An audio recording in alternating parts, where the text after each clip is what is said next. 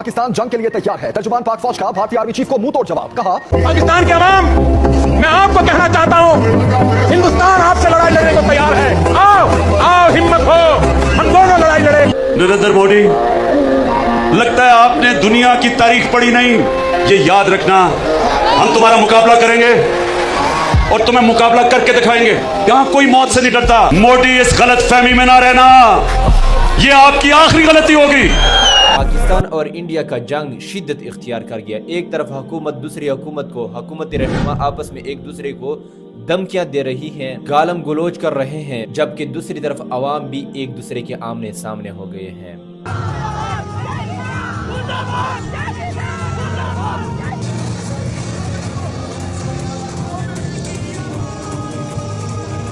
अवाम भी एक दूसरे के मुखालिफ हो गए हैं। ये वीडियो जो आपने देखी है, ये बरतानिया की वीडियो है, जहां पर पाकिस्तानी अवाम भी और इंडियन अवाम भी एक दूसरे के आमने सामने हुए हैं और गाली गलोच कर रहे हैं। कोई भारत मुर्दाबाद बोल रहे हैं, कोई पाकिस्तान मुर्दाबाद बोल रहा है, कोई पाकिस्तानी हुकूमत को गालियां दे रहे हैं, कोई इंडियन हुकूमत को गालियां दे रहे हैं। जंग और लड़ाई अपने ही मुल्क में है, लेकिन ये दूसरे मुल्क वालों को भी परेशान कर रहे हैं। लेकिन ये एक बात याद रखिए, हुकूमत दूसरे हुकूमत को धमकियां भी देते हैं, गालियां भी देते हैं, फिर यही हुकूमतें होती हैं कि 2-3 महीनों के बाद आपस में एक बेंच पर बैठे होते हैं और हंसी मजाक कर रहे होते हैं, जबकि अवाम के दिल में, अवाम के सीनों में हमेशा के लिए मुखालिफत, हमेशा के लिए नफरतें ही पैदा होती हैं। अवाम फिर एक दूसरे के साथ मिलजुल कर नहीं बैठते हैं और हमेशा के लिए उनके दिलों में नफरत ही पैदा होता है।